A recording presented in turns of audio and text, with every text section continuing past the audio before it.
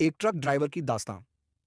Business में 3 million 30 lakh का कर्ज है और मैं बस एक ट्रिप मारकर 50,000 कमा सकता हूं। खाई वाले रास्ते और भूस्खलन, लैंडस्लाइड। मैं अपनी बेहतरीन ड्राइविंग स्किल्स के दम पर मौत के मुंह से जिंदगी छीन लाता हूं। ट्रांसप्लांट के लिए जा रहे एक ऐसे दिल को पहुंचा रहा हूं जिसके पास सिर्फ 5 घंटे बचे हैं। मैं गाड़ियों की भीड़ को चीरते हुए जिंदगी के लिए रास्ता बनाता हूं और मौत से रेस लगाता हूं। जिंदगी के सफर में मेरे पास ऐसे भाई भी हैं जो मेरे लिए जान दे सकते हैं। मेरा नाम चेनशी है और मैं एक ट्रक ड्राइवर हूं। बातचीत और कहानी का अनुवाद, सीनियर भाई शिगे। खा रहे हो? सीधे मुद्दे पर आओ, क्या बात है?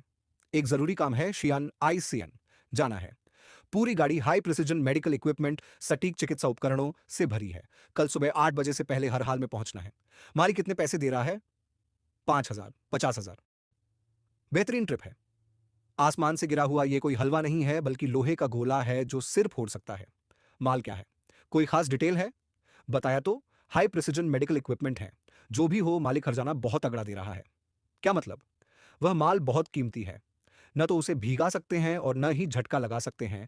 कोई इसे ले जाने की हिम्मत नहीं कर रहा। ओल्ड जी, लाओ जी, तुम सच में बहुत हिम्मती हो।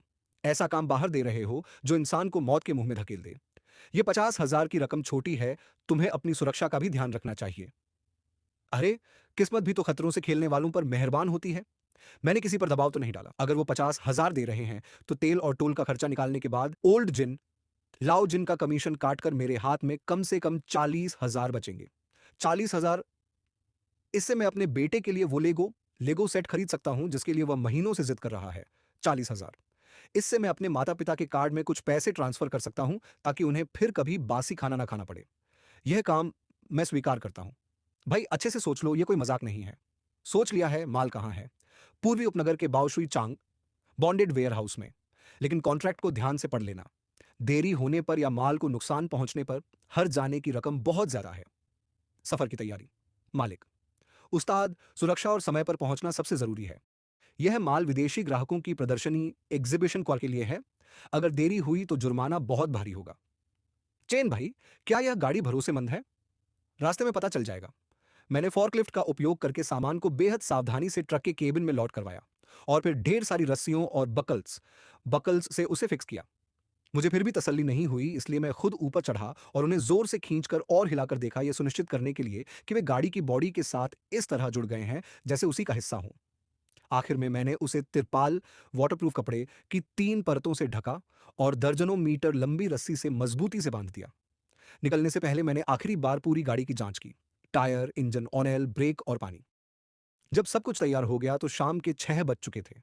आसमान का रंग लोहे की तरह स्याह और उदास था। काले बादल सिर पर मंडरा रहे थे और हवा में पूरी तरह से नमी की गंध घुली हुई थी।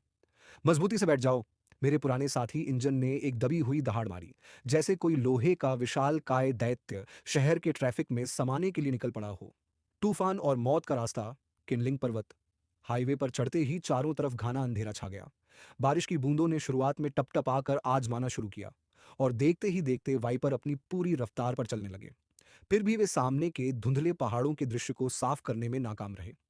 सड़क पर गाड़ियां बेहद कम होती जा रही थीं। मैंने गाड़ी की स्पीड 80 किलोमीटर प्रति घंटा पर सेट कर दी। अब यह ट्रक जैसे मेरे हाथों का ही एक हिस्सा बन चुका था। केबिन के अंदर सिर्फ इंजन की गड़गड़ाहट और वाइपर के अथक चलने की आवाज गूंज रही थी।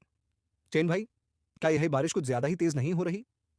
यह तो बस शुरुआत है। अब हम किनलिंग चिनलिंग के पहाड़ी इलाके में एंट्री कर रहे हैं। बारिश का कहर अचानक और बढ़ गया। चने के दाने जितने बड़े औले ट्रक की छत पर पागलों की तरह बरसने लगे, मानो सीधे केबिन को चीर कर अंदर आ जाएंगे। पहाड़ी रास्ता घुमावदार था। एक के बाद एक एस शेप के खतरनाक मोड़ आ रहे थे, जैसे कोई अंतहीन विशाल अजगर फैला हुआ हो। मेरा दिमाग डर और तनाव से एक पतले स्टील के तार की तरह खींच गया था और इस माहौल में नेविगेशन की इलेक्ट्रॉनिक आवाज कानों में और चुभ रही थी। मैंने पहले ही गियर कम डाउनशिफ्ट कर दिया ताकि इंजन की मदद से स्पीड कंट्रोल में रहे और अपना दायां पैर ब्रेक पर हल्का सा टिका दिया। बिना जरूरत के उसे दबाना नहीं था। याद रखें, इस तरह के जानलेवा ढलानों पर भारी ट्रकों को लगातार ब्रेक लगाने से बचना चाहिए। अगर ब्रेक पैड गर्म होकर फेल हो गए तो अंजाम की कल्पना भी नहीं की जा सकती। सड़क पर जमा पानी अब छोटी नदियों का रूप ले चुका था और टायर गुजरने पर पानी की बौछारें आसमान छू रही थीं।